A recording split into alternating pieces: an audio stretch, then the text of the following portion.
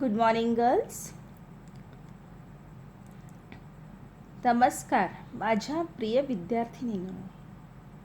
Saint Ursula girls हायस्कूलच्या online तासिकेत आपल्या सर्वांचे हार्दिक स्वागत. मागील वर्षी आपण शब्दांच्या जाती व विभक्ती शिकलो होतो. आता व्याकरणाचा नवीन प्रकार आपल्याला शिकायचा आहे. त्याचं नाव आहे अलंकार. मी स्नेहा वाघमारे मिस 9व्या वर्गाचे मराठी व्याकरण आपल्याला आज शिकवत आहे. तर चला आपली मागील वर्षाची व्याकरणाची वही काढा आणि त्यात शिकवलेले सर्व नोट्स तुम्ही लिहून काढायचे आहेत आणि गृहपाठ देखील आपल्याला करायचा आहे. तर सर्वात प्रथम अलंकार म्हणजे काय हे आपण जाणून घेऊया.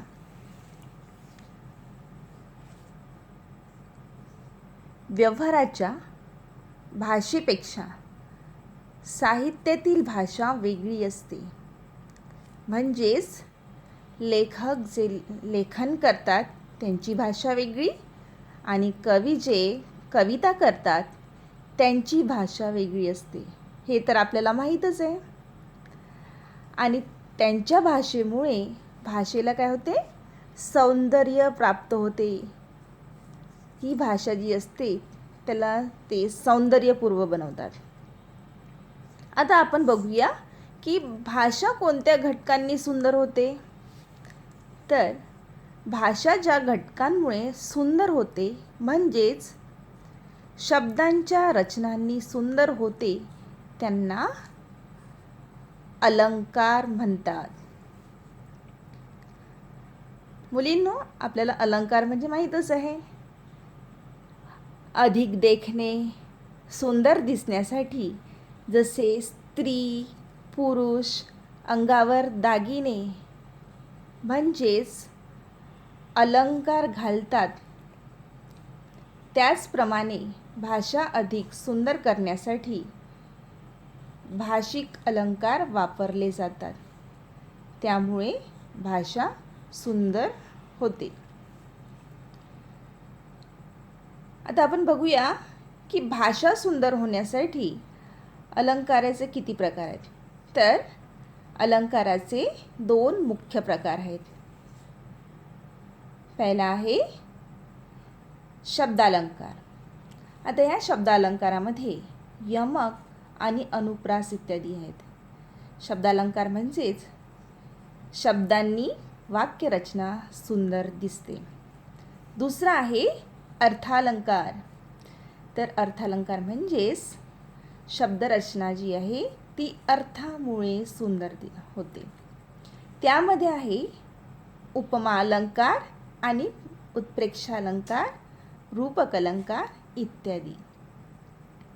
या इत्येत आपल्याला उपमा उत्प्रेक्षा या 2 अर्थालंकाराचा अभ्यास यावर्षी करायचा आहे.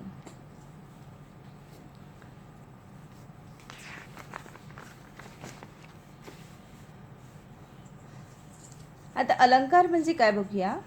तर अलंकारामध्ये 2 वस्तूंची तुलना केलेली असते. 2 वस्तूंमधील समान गुणधर्म सांगितलेला असतो. जसं आंबा साखरेसारखा गोड आहे.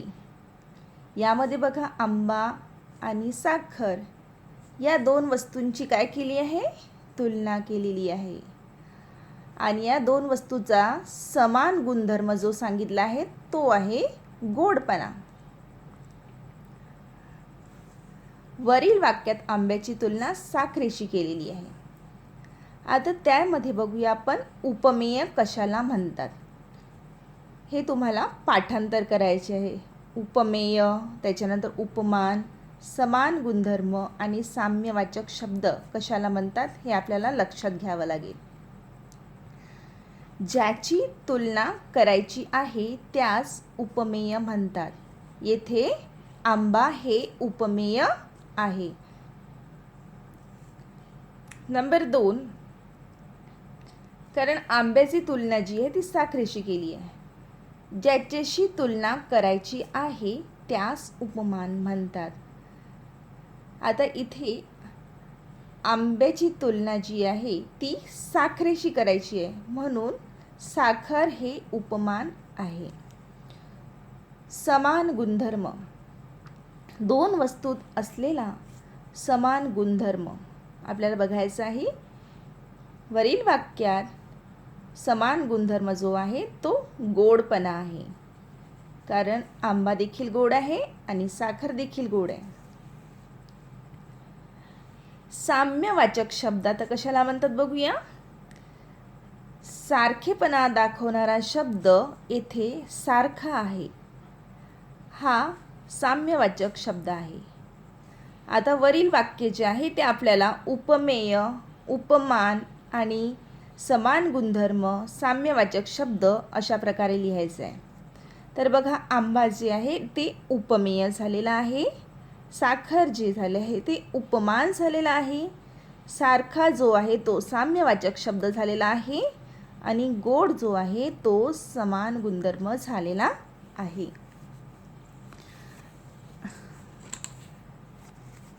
गर्ल्स, तुम्हाला आता गृहपाठ देत आहे मी.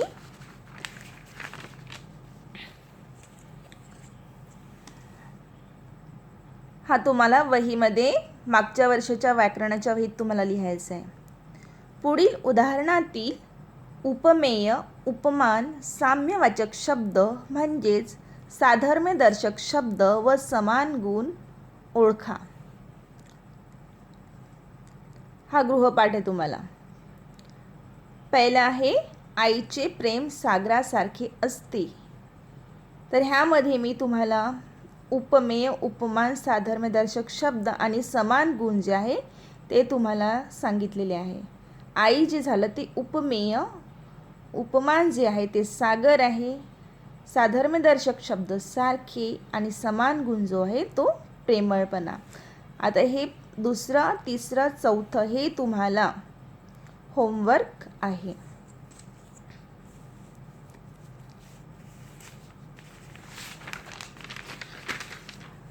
त्याच्यानंतर आहे उपमा अलंकार बघूया. पार्ट 2. व्याख्या तुम्हाला पाठांतर करायची आहे. दोन वस्तूतील किंवा कृतीतील साम्य चमत्कृतीपूर्ण रीतीने वर्णन केलेले असते तेथे उपमा हा अलंकार होतो. टीप आहे, या अलंकारात सम, समान, सारखे, वाणी, जैसे, तैसे, प्रमाण, सदृश्य, परी यापैकी शब्द येतात. उदाहरण बघूया. महाराणा प्रताप वाघासारखे शूर होते. आता इथे बघा, हा सारखे जो शब्द आलेला आहे टिपमध्ये दिसतो ना आपल्याला सारखे शब्द. तर या उदाहरणामध्ये महाराणा प्रताप व वाघ यांची तुलना केलेली आहे. महाराणा प्रताप यांना वाघाच्या शूरपणाची उपमा दिलेली आहे. जसा वाघ जो आहे तो कोणाला घाबरत नाही, तसेच महाराणा प्रताप देखील घाबरत नव्हते. दोघांचा एक गुणधर्म जो आहे इथे दिलेला आहे शूरपणा, ह्याची उपमा दिलेली असल्यामुळे हा उपमा अलंकार होतो. आता ह्या वाक्यामध्ये देखील आपल्याला उपमेय, उपमान, समान गुणधर्म आणि साधर्म्यवाचक शब्द देखील आपल्याला लिहायचा आहे. आपण शिकलेलंच आहो पहिल्या पार्टमध्ये. आता इथे उपमेय जे झाले आहे ते आहे महाराणा प्रताप, ह्याची तुलना जी आहे वाघासोबत केलेली होती. उपमान जे आहे ज्याच्याशी तुलना करायची असते त्यास उपमान म्हणतात. उपमान जे आहे ते वाघ आहे आणि ह्या दोघांचा जो गुणधर्म होता, गुण जे होते ते शूरपणाचे आहेत. म्हणजेच शूरपणा जे आहे तो समान धर्म आहे, समान गुण आहे. इथे साधर्म्यवाचक शब्द सारखे आलेला आहे. म्हणजेच हा अलंकार जो आहे तो उपमा अलंकार झालेला आहे. तुम्हाला गृहपाठ आहे. उपमा अलंकाराची 10 उदाहरणे लिहा. आणि विशेष म्हणजे टीप जी तुम्हाला दिलेली आहे इथं, ही टीप दिसते ना, ह्या टीपमधले हे शब्द दिसतात, हे सम, समान, सारखे, वाणी, हे शब्द घेऊन तुम्हाला वाक्य रचना करायची आहे. ह्याच्यामध्ये मी तुम्हाला आणखी एक एक्झाम्पल दिलेलं आहे उपमा अलंकाराचं, मेघा सारखा श्याम सावळा. आता ह्याच्यामध्ये श्यामची तुलना जी आहे, श्यामची तुलना मेघाशी केलेली आहे. म्हणजेच श्याम जो आहे तो मेघासारखा आहे सावळा. म्हणजेच उपमेय झालं श्याम आणि उपमान झालं मेघ. समान धर्म झाला सावळा रंग आणि साम्यवाचक शब्द झाला सारखा. म्हणून हा अलंकार जो झालेला आहे तो आहे उपमा अलंकार.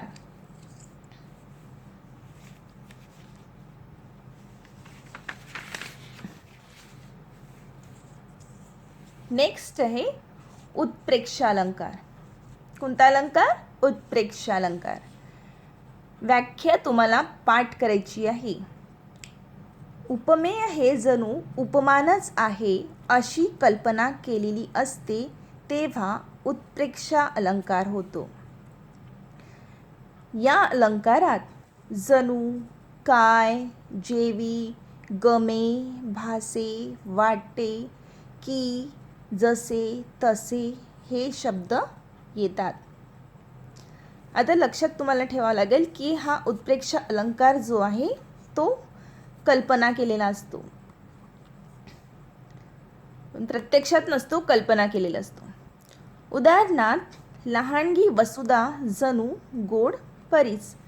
आता या उदाहरणामध्ये आपण बघूया की लहान वसुधा जी आहे तिची तुलना परीशी केलेली आहे. जणू वसुधा ही जणू काही परीच आहे अशी कल्पना केलेली आहे, म्हणून उत्प्रेक्ष अलंकार होतो.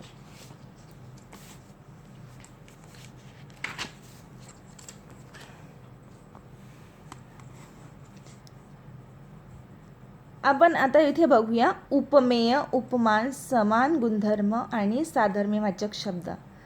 आता इथे वसुधाची तुलना जी आहे ती परीशी केलेली आहे, तर म्हणून वसुधा जे झालं आहे ते उपमेय झालेलं आहे. ज्याच्याशी तुलना करायची होती परीशी, म्हणून परी जे झालं ते उपमान झालेलं आहे. समान गुणधर्म. आता ही वसुधा जी आहे ती जणू गोड परी आहे, म्हणून वसुधा ही गोड परी आहे. म्हणजेच गोड जो आहे, सुंदरता, सुंदरलाच गोड म्हणतात, तर हा समान गुणधर्म झाला आहे परीचा आणि वसुधाचा. गोडपणा किंवा सुंदरता हा जो आहे समान गुणधर्म. साधर्म्यवाचक शब्द जो आहे तो आहे जणू. आता मी तुम्हाला प्रश्न देत आहे, गृहपाठ. तुम्हाला हा गृहपाठ आपल्या वहीत लिहायचा आहे. उत्प्रेक्षा अलंकाराची 10 उदाहरणे लिहा. टीप, ही तर टीप दिसते. जणू, काय, जेवी, कमे, फासे, वाटे, की, जसे, तसे हे शब्द घेऊन तुम्हाला वाक्यांची रचना करायची आहे. पहिलं वाक्य मी लिहून दिलं तुम्हाला, आईचे प्रेम जणू सागरच. आता इथे उपमेय जे आहे ते आहे आई. आईची तुलना जी आहे ती सागराशी केलेली आहे. ज्याच्याशी तुलना करायची असते त्यास उपमान म्हणतात. म्हणजे सागर जे झाला आहे ते उपमान झालेला आहे. समान गुणधर्म जो आहे तो आहे प्रेमळपणा. हे प्रेम जे आहे ते प्रेमळपणा, गुणधर्म म्हणजेच प्रेमळपणा. साम्यवाचक शब्द म्हणजे साधर्म्यदर्शक शब्द जो आहे तो आहे जणू. अलंकार जो झालेला आहे तो उत्प्रेक्षा झालेला आहे. म्हणजेच आईचे प्रेम म्हणजे जणू काही सागरच आहे, हे इथे सांगितलेलं आहे.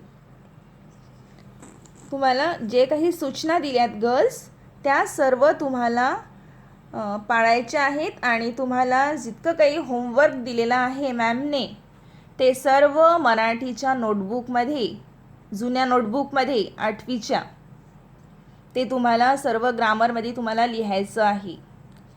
जेव्हा स्कूल चालू होईल तेव्हा मॅम लोक तुमचं होमवर्क बघणार आहेत. धन्यवाद.